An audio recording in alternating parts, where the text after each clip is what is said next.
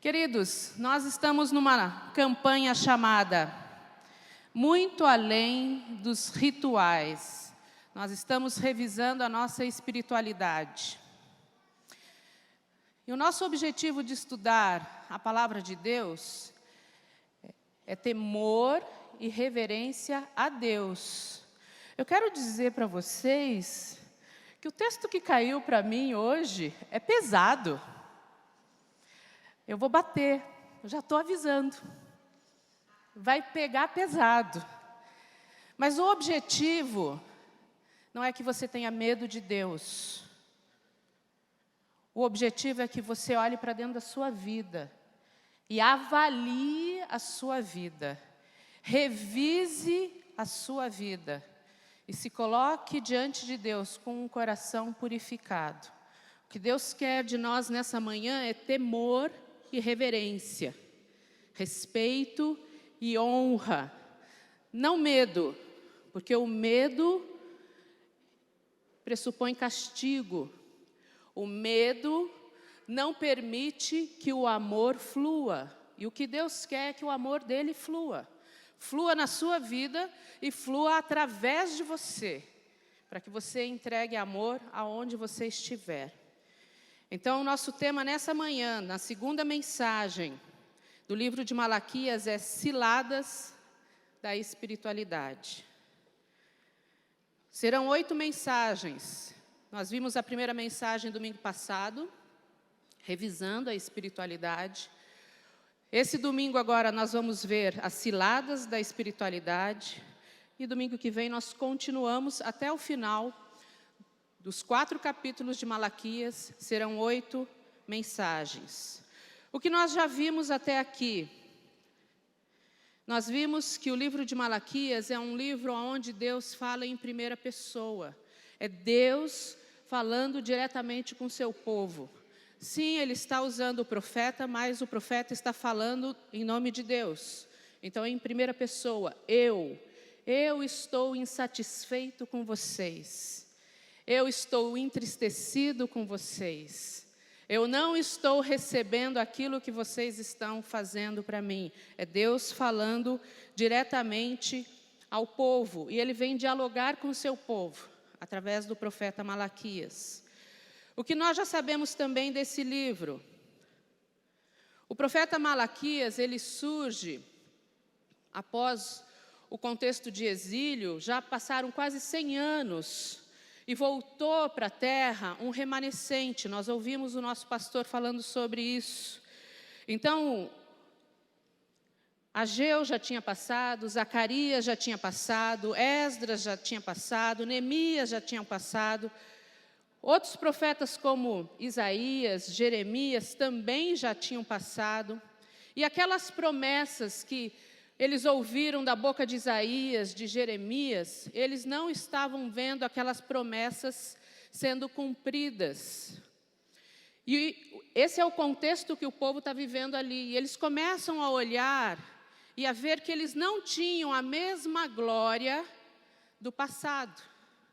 O povo de Israel não tinha a mesma glória que teve no passado. Então eles começam a duvidar das promessas de Deus. E estudando isso essa semana, eu me perguntei, será que nós também? Qual é a promessa que nós aguardamos? Qual a promessa que nós aguardamos? Ah, bom, achei que vocês não soubessem. Por que a gente se reúne aqui todo domingo? Jesus disse que nós deveríamos nos reunir e lembrar da sua morte e do seu sacrifício todas as vezes que nos reuníssemos.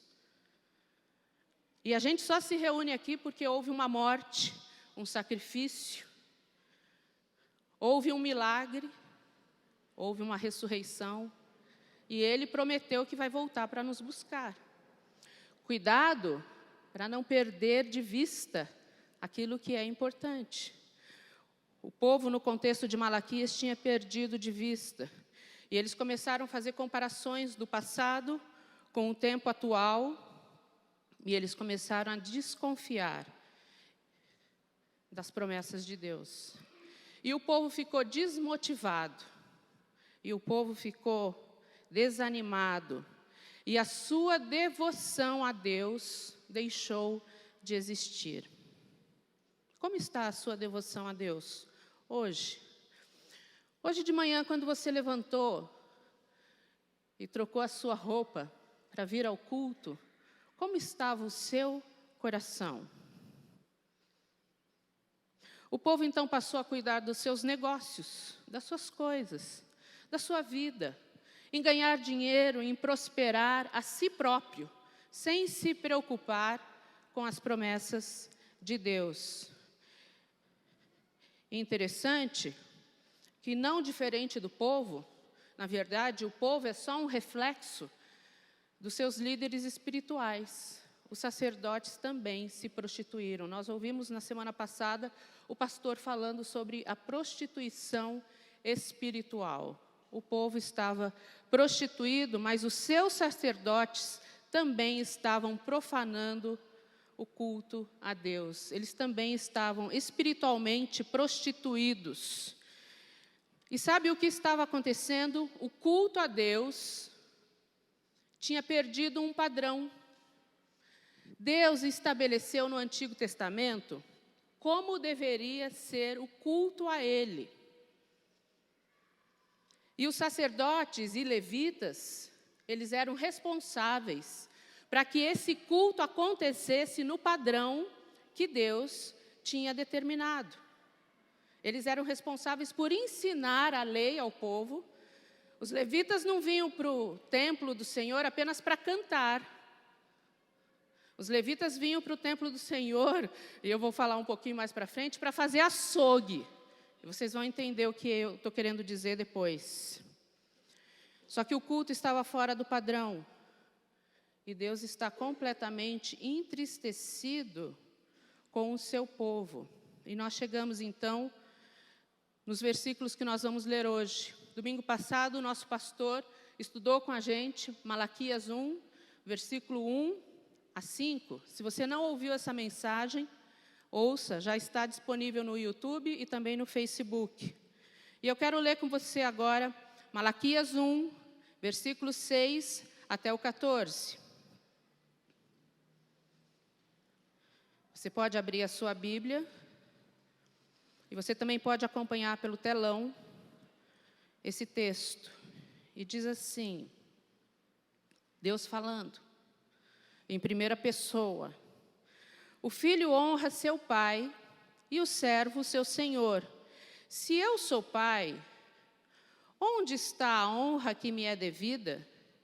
Se eu sou senhor, onde está o temor que me devem? Pergunta o Senhor dos Exércitos a vocês, sacerdotes. São vocês que desprezam o meu nome. Mas vocês perguntam, de que maneira temos desprezado o teu nome? Trazendo comida impura ao meu altar. E mesmo assim, ainda perguntam, de que maneira te desonramos? Ao dizerem que a mesa do Senhor é desprezível.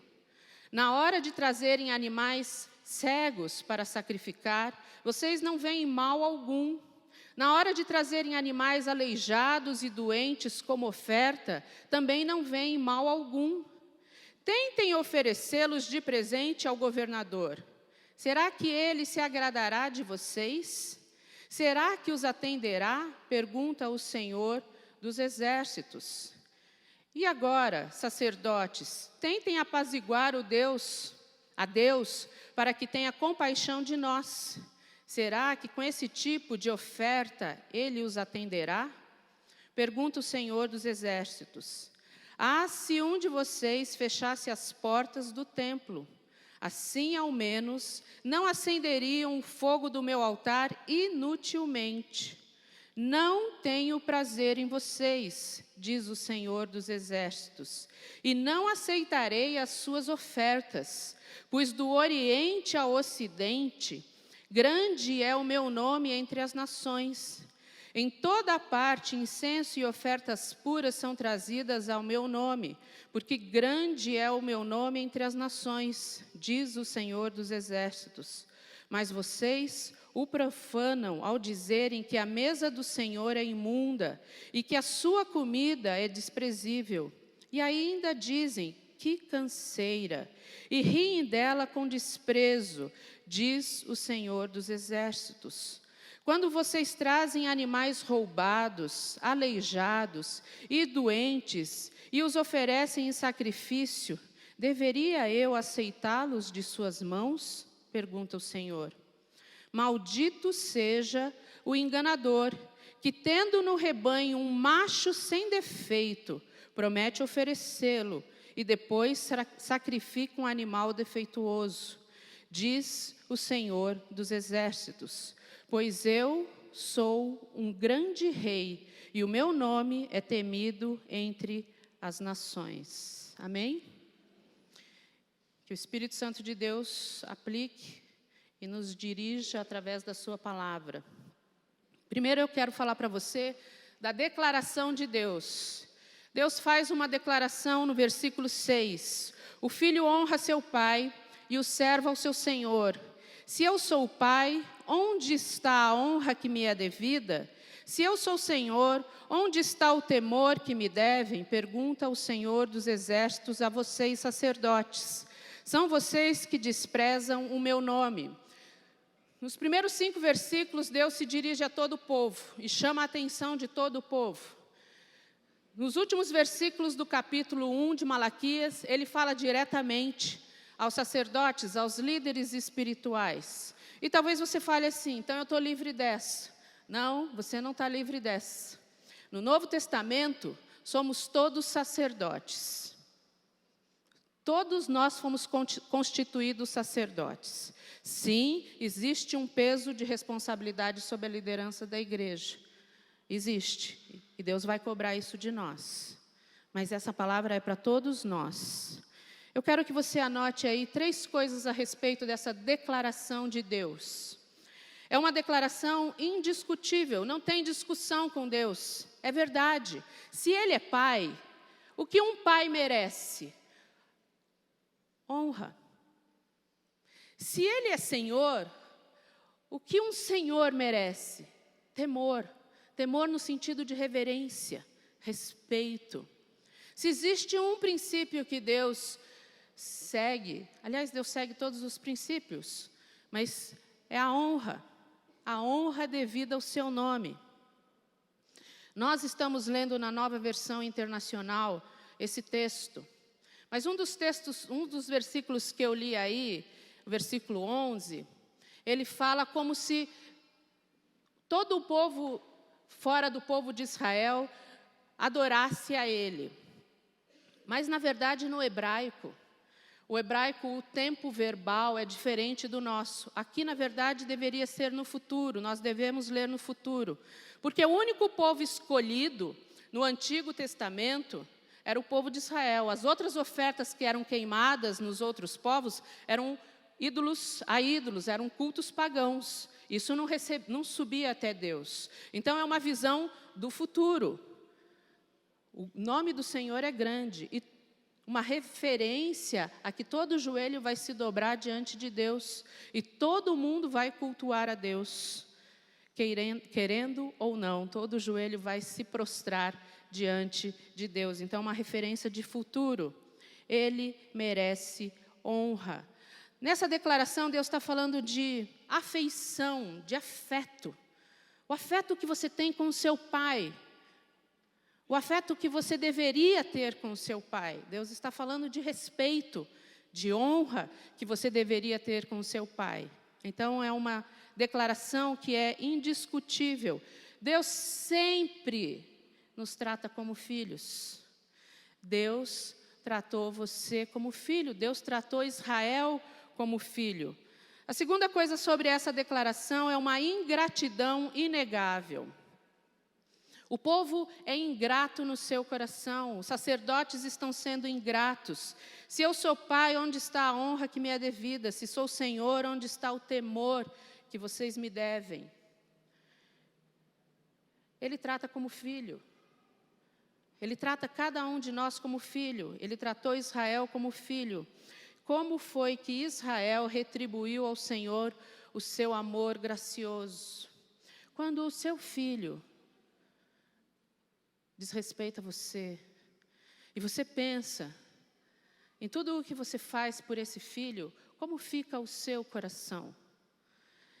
É o coração do pai, dizendo: tudo o que eu tenho feito por vocês, e vocês não me olham como pai, vocês não me honram como pai, e nem me olham como Senhor, porque eu sou o grande rei. Ele fala isso, versículo 5, ele termina falando que ele é o grande rei em toda a terra, e não há respeito nem reverência a esse grande rei. Essa declaração também, você pode anotar aí, é uma profanação abominável.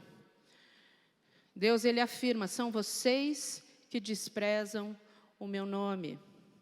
O fim principal do ser humano é glorificar a Deus. Nós nascemos para a glória de Deus. No Antigo Testamento isso não era diferente. O culto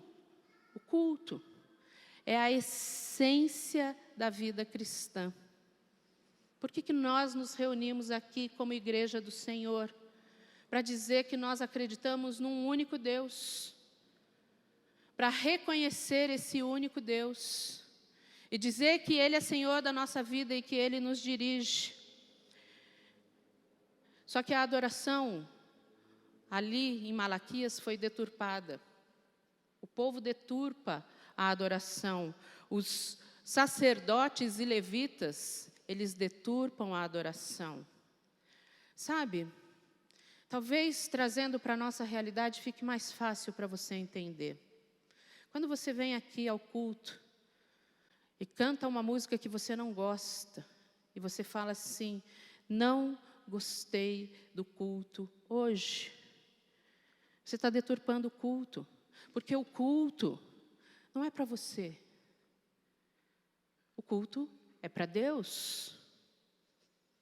Quando nós cantamos, nós estamos cantando para Deus.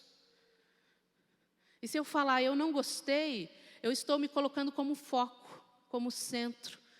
Como se o pastor Robson estivesse aqui durante a semana para preparar um culto para agradar você.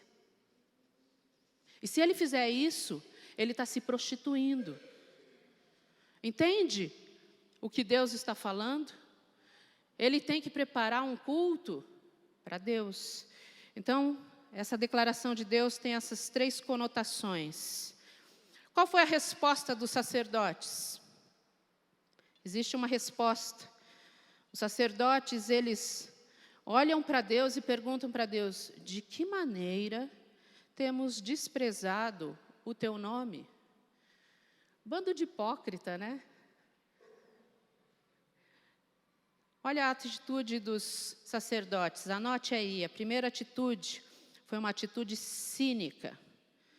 Como temos desprezado o teu nome? Eles sabiam como eles estavam desprezando o nome de Deus. E eles são cínicos. A atitude dentro do coração deles é de cinismo. A outra atitude no coração dos sacerdotes é uma atitude de enfado e negligência. Guarda uma coisa. Deus não aceita um culto negligente. E isso é um problema muito sério. Isso deve servir como advertência para nós hoje. Os sacerdotes, além de serem cínicos e perguntarem: qual é Deus? Como que nós estamos desprezando o Senhor? Eles estão com o coração cheio de enfado. Eles estão cansados e eles são negligentes para com o culto, porque eles não seguem o padrão estabelecido por Deus. Eles não seguem. Pastor Augusto Nicodemos diz o seguinte: às vezes as pessoas pensam que as partes do culto público são um aspecto menor daquilo que constitui a igreja. Na verdade, o culto a Deus é onde desembocam todas as faces da igreja. É onde desemboca o discipulado, a doutrina, aquilo que acreditamos sobre Deus e a igreja. Todos esses aspectos são como vertentes que acabam desaguando no culto. Na realidade, o culto é a expressão pública do que a igreja acredita sobre Deus, sobre si mesma e sobre a salvação. Portanto, o culto é um assunto muito sério. No Antigo Testamento, o culto era um assunto muito sério. No Novo Testamento, o culto continua sendo um assunto muito sério. E nós vamos ver qual foi a mudança do culto do Antigo Testamento para o culto no Novo Testamento. Vou encerrar falando disso para vocês daqui a pouco. Essa atitude de cinismo, essa atitude negligente, de enfado para com as coisas de Deus, fizeram os sacerdotes caírem em ciladas. Eles armaram arapucas para si mesmos. E eles caíram nas emboscadas que eles fizeram para si mesmos. São ciladas. Pastor Hernandes Dias Lopes, ele fala de vários perigos nesse capítulo. E eu quero destacar 3 ciladas que eu tirei do pastor Hernandes Dias Lopes. A primeira cilada que os sacerdotes caíram, e nós podemos cair também: fazer a obra de Deus sem andar com Deus. Pode preencher aí. Fazer a obra de Deus sem andar com Deus. Os sacerdotes, eles tinham perdido o relacionamento pessoal com Deus. A coisa mais importante na sua vida é o seu relacionamento pessoal com Deus. E a sua expressão de adoração a Deus vem desse relacionamento pessoal com Deus. E é possível, sim, cantar, levantar as mãos, orar, pregar, ensinar, receber um pequeno grupo, receber a pessoa na porta, fazer um café lá em cima, sem estar com o coração em Deus, sem estar andando com Deus. A coisa mais importante é você andar com Deus. Os sacerdotes ali no livro de Malaquias, eles estavam distantes. Eles se tornaram profissionais do culto a Deus, mas o coração deles não tinha um relacionamento com Deus. E é possível fazer, porque as pessoas não veem o seu coração, mas Deus vê. A teologia estava divorciada da vida. Chamam Deus de Pai e Senhor, mas não honram nem o respeitam. Deus não quer esse divórcio, as duas coisas têm que andar juntas. O desvio da teologia desemboca no desvio moral. E o que é o desvio moral? É o liberalismo. Faz do jeito que você quiser, do jeito que você entender, tanto faz. É o sincretismo, uma mistura no culto a Deus.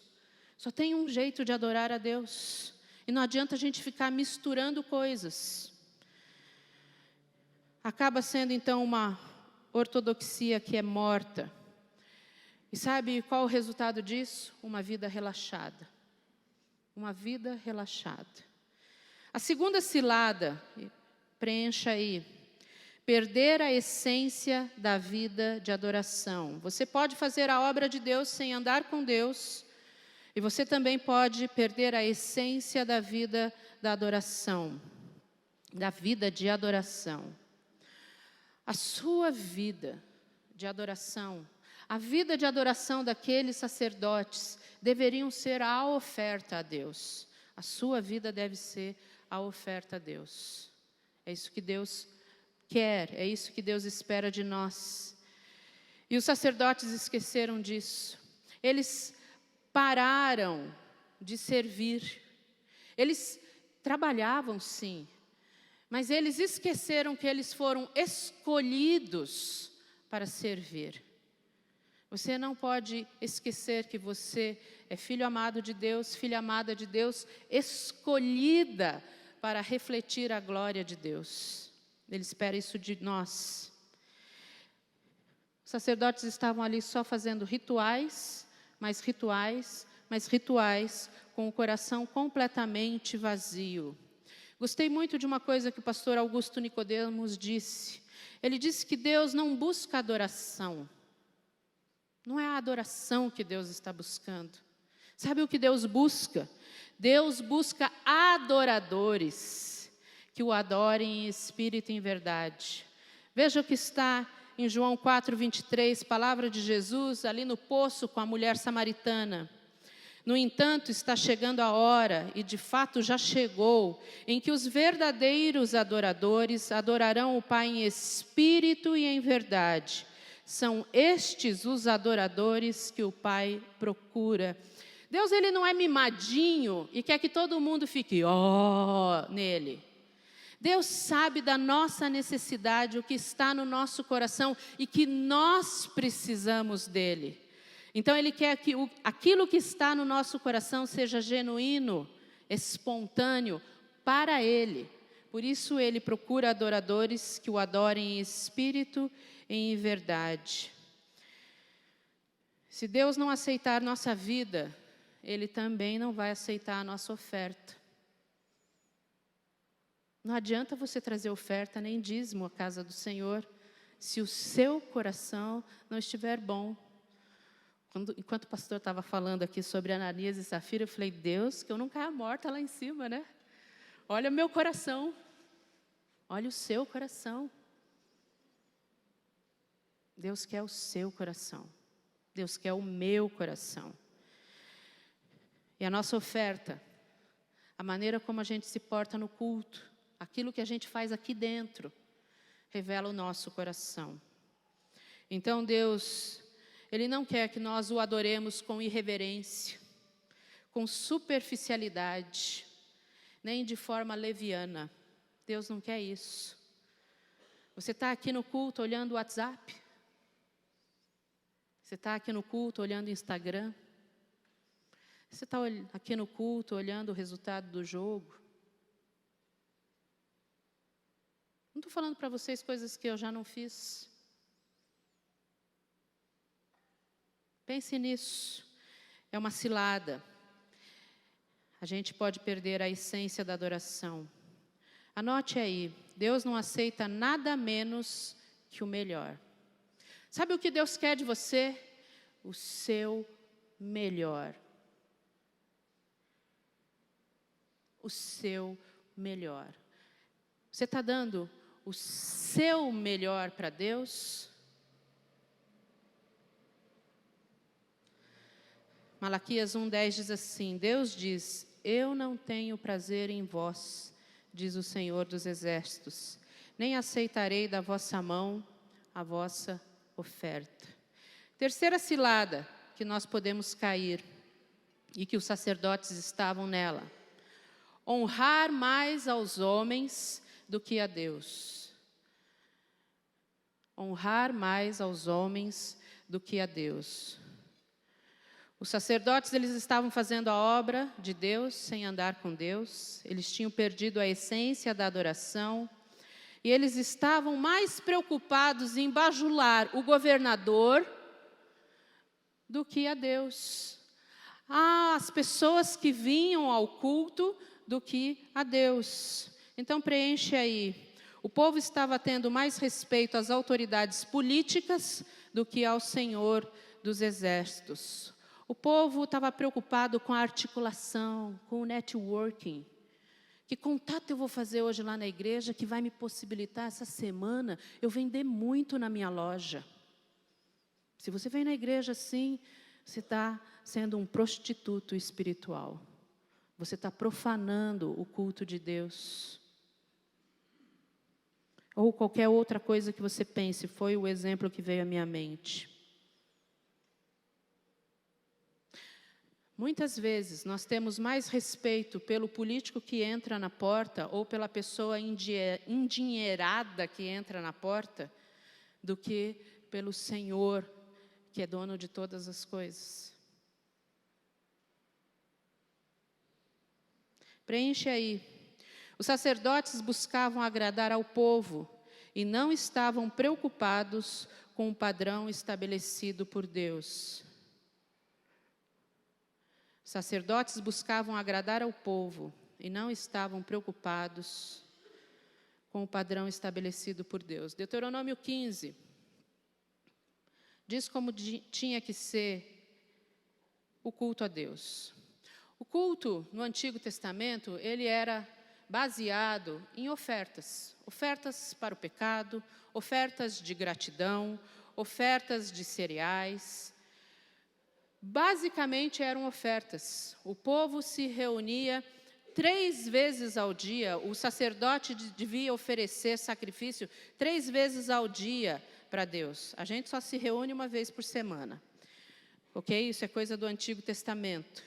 Mas tinha que ser no padrão de Deus. Deuteronômio 15 diz assim: separe para o Senhor, para o seu Deus, todo o primeiro macho de todos os seus rebanhos.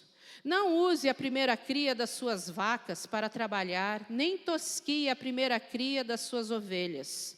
Todo ano você e a sua família as comerão na presença do Senhor, do seu Deus, no local que Ele escolher. Se o animal tiver defeito, ou for manco ou cego, ou tiver qualquer outro defeito grave, você não poderá sacrificá-lo ao Senhor, ao seu Deus. Coma-o na cidade onde estiver morando. Tanto cerimonialmente impuro quanto o puro o comerão. Como se come carne de gazela ou de veado, mas não poderá comer o sangue. Derrame-o no chão como se fosse água. Sabe qual era a função dos sacerdotes e dos levitas? Tem gente que sobe aqui, canta, e depois acha que pode exigir alguma coisa. Isso aí não é sacerdote nem levita. O trabalho do sacerdote e do levita era trabalho pesado, trabalho braçal. Vinha o animalzinho, e ele tinha que olhar o animalzinho e dizer: esse animal está dentro do padrão estabelecido por Deus. Passou no controle de qualidade. Não passou no controle de qualidade? Vaza daqui. Aí ele pegava o animal. Aí sabe o que ele fazia? Ele imolava o animal. Aí ele tinha que esquartejar o animal, mas tinha um jeito certo de cortar o animal. E aí ele tinha que derramar todo o sangue, açougue, todo o sangue no chão. E ele tinha que limpar aquele sangue. Não tinha faxineira para vir limpar o sangue, não. Era o sacerdote, era o levita. Pensa que ser levita é subir aqui, cantar, tocar um tecladinho e pronto? Vai conversar com o seu pastor de adoração, é exatamente isso que ele fala. Que ser levita tem que ser o primeiro a servir. Você é levita quando você está ali, recebendo as pessoas. Quando você está lá em cima, cozinhando. Quando você vai ali fazer um lanche para abençoar a vida do outro. E tem que limpar. Então, eles tinham um trabalho que era pesado. Era cansativo, sim, a vida de um levita, de um sacerdote. Era um trabalho pesado. Agora, pensa você.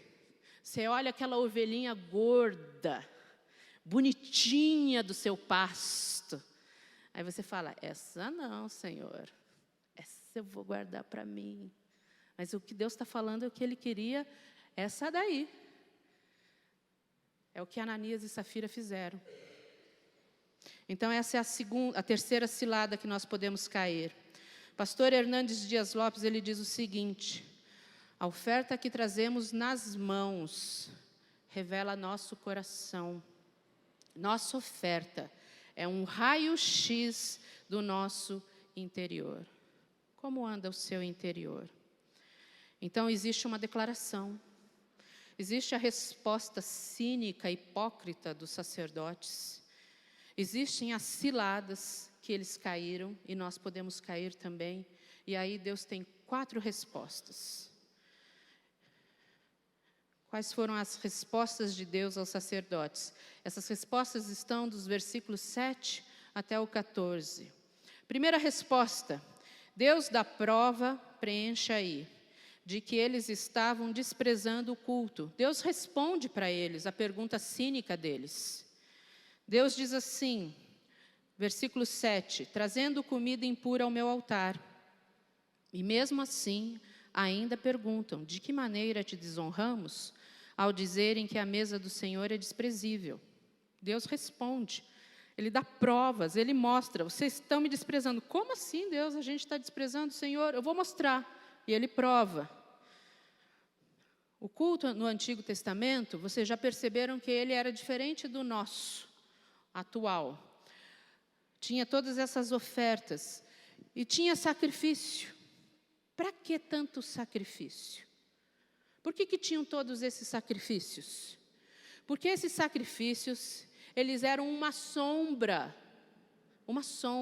do que seria o sacrifício de Cristo Jesus.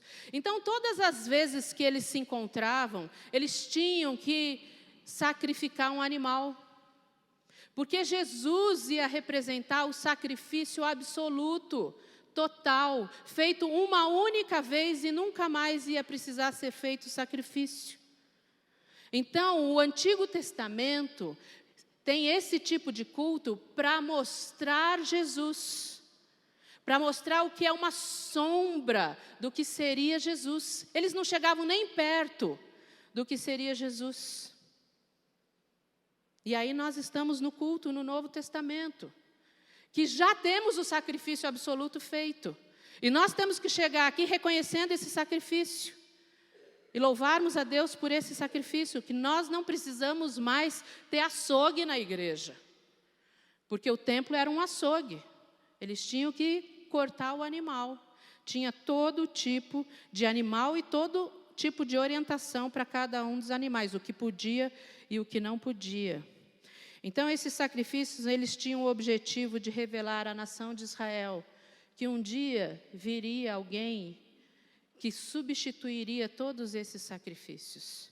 E esse alguém é Jesus ali na cruz do Calvário, sacrificado pelo próprio Deus, o próprio Deus sendo sacrificado ali por mim e por você.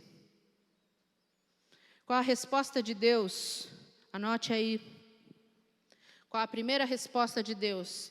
Eu não aceito suas ofertas, porque são imundas. Podem até terem sido trazidas com a melhor das intenções, mas não estão dentro do padrão que eu estabeleci. Segunda resposta de Deus. Deus diz que não aceitava aquele tipo de culto. Malaquias 1:10 diz: se um de vocês fechasse as portas do templo, assim ao menos não acenderiam fogo do meu altar inutilmente. Não tenho prazer em vocês, diz o Senhor dos Exércitos, e não aceitarei as suas ofertas. Quando o culto não é aceitável, a melhor coisa que nós temos a fazer é fechar as portas. Em outras palavras, trazendo para o nosso contexto, para que acender luz? Se o seu coração não está aqui, anota aí qual é a resposta de Deus: vão embora para casa, pois não quero saber do culto de vocês. Quem dera houvesse um sacerdote que dissesse basta. Sabe, é preferível que você não venha ao culto do que você ficar aqui com o seu coração, com um espírito crítico, do que você ficar aqui dizendo, mas desculpa, que coisa, aquele pastor tem que orar tanto, aquela oração de trocentas horas, nossa, aquela irmã falando de novo, quem ela pensa que ela é? Se você vem para o culto e você fica com esse espírito, meu irmão, minha irmã, levanta e vai embora. É melhor que você fique em casa dormindo no domingo de manhã ou assistindo Fantástico. É isso que Deus está dizendo. Era melhor que vocês não acendessem o fogo do meu altar. Fecha as portas. Quem dera alguém tivesse coragem de dizer, hoje não tem culto. É isso que ele está falando. Porque se você vem para o culto para ficar reclamando, se você vem para o culto para dar qualquer coisa para Deus, Ele não aceita, você está perdendo seu tempo. É melhor que você vá para casa, limpar a casa. É melhor que você vá para casa, fazer o almoço. do que você ficar aqui. Eu falei que a palavra não ia ser fácil. Mas é isso. Basta. Se for para vir no culto, tem que ser de todo o coração. Senão não adianta. De vez em quando eu recebo umas mensagens assim: Eliane, posso faltar hoje? Recebo sempre, toda semana tem um voluntário do Celebrando que faz isso. Às vezes duelas. Meu irmão, minha irmã, eu respondi essa semana, a escolha é sua. Se for para vir aqui com esse coração, fique em casa. Falei isso essa semana. É melhor não vir. A escolha é sua responsabilidade, é você diante de Deus. Se eu, Eliane, me sinto desonrada com isso, imagina Deus. Só que Deus falou para mim, não está desonrando você não, Eliane, está desonrando a mim. Entendeu? Está desonrando a mim. Essa é a questão. Pastor Robson, eu tenho mesmo que cantar hoje? Tem. É isso que você quer ouvir dele. Ele não vai falar, a escolha é sua. Ah, eu tenho mesmo que vir servir na recepção, ou no estacionamento, ou no Ministério Infantil? Quantos voluntários do Ministério Infantil mandam na hora: oi, Vanessa, hoje eu não vou. Que falta de respeito com a Vanessa, mas falta de respeito com Deus. Se nós humanamente ficamos tristes, eu fico brava, a minha equipe sabe que eu fico brava. Eu falo, eles sabem. Não sei por que me pergunta. Eu prefiro alguém que diga, hoje eu não vou, do que ficar com essa perguntinha para mim. Já cansei de falar isso. Entendeu? Agora, olha para Deus. Vai embora. É isso que Ele está dizendo aqui. Fecha a porta. Terceira resposta. Deus volta a dizer que o culto que eles estavam oferecendo era uma profanação. Ele já tinha falado no início. Ele volta a repetir. Mas vocês o profanam ao dizerem que a mesa do Senhor é imunda e que a sua comida é desprezível. E ainda dizem, que canseira, e riem dela com desprezo, diz o Senhor dos Exércitos. Quando vocês trazem animais roubados, aleijados e doentes e os oferecem em sacrifício, deveria eu aceitá-los de suas mãos? Pergunta o Senhor. Toma nota, qual é a resposta de Deus? O que adianta vocês cumprirem as suas rotinas se o coração de vocês já não está mais devotado a mim? Com Deus ou é 8 ou 80. Ou você é todo consagrado a Deus, ou meia boca não serve. Lá em Apocalipse ele diz que o morno ele vai vomitar. Ou você é quente, ou você é frio. Meio termo, eu sou um crente mais ou menos, não existe. Ou você é crente, que ama a Deus, ou você não é. É sério isso. E é isso que ele está falando ali com o povo em Malaquias. Mateus 15, olha Jesus dizendo: hipócritas, bem profetizou Isaías acerca de vocês, dizendo: este povo me honra com os lábios, mas o seu coração está longe de mim, em vão me adoram, seus ensinamentos não passam de regras ensinadas por homem. Depois na sua casa hoje, abre Romanos 12, versículo 1. Você vai ver o que Deus espera de você, que você seja um sacrifício vivo, santo, agradável a Ele. É isso que Ele espera de você. Quarta resposta de Deus. Deus termina amaldiçoando o enganador. E essa palavra não é para você ter medo. Essa palavra é para você refletir sobre o que você está trazendo sobre a sua vida. Você pode escolher a bênção de Deus e você pode escolher a maldição de Deus. Maldito seja o enganador que, tendo no rebanho um macho sem defeito, promete oferecê-lo e depois sacrifica um animal defeituoso, diz o Senhor dos Exércitos. Pois eu sou um grande rei e o meu nome é temido entre as nações. Pastor, hoje no tempo de oração falou que não é que nós não podemos fazer votos a Deus. Podemos e devemos. Mas os votos não são para mudar Deus. São para mudar o nosso coração. A nós. Agora, se você promete para Deus um voto e não vai cumprir, é melhor você não fazer. Então, qual a resposta de Deus? Você que tem condições de dar o melhor, de oferecer o que me agrada, seu tempo, seu talento, seus recursos, sua vida, promete fazê-lo, mas não me honra, você é um enganador. Quem é o enganador? Quem é o enganador? O diabo é o enganador. E quando nós enganamos Deus, nós estamos mentindo. E nós estamos tendo como pai ao diabo. E ele não aceita isso. Duas aplicações para nós. A banda pode subir. Eu vou encerrar aqui.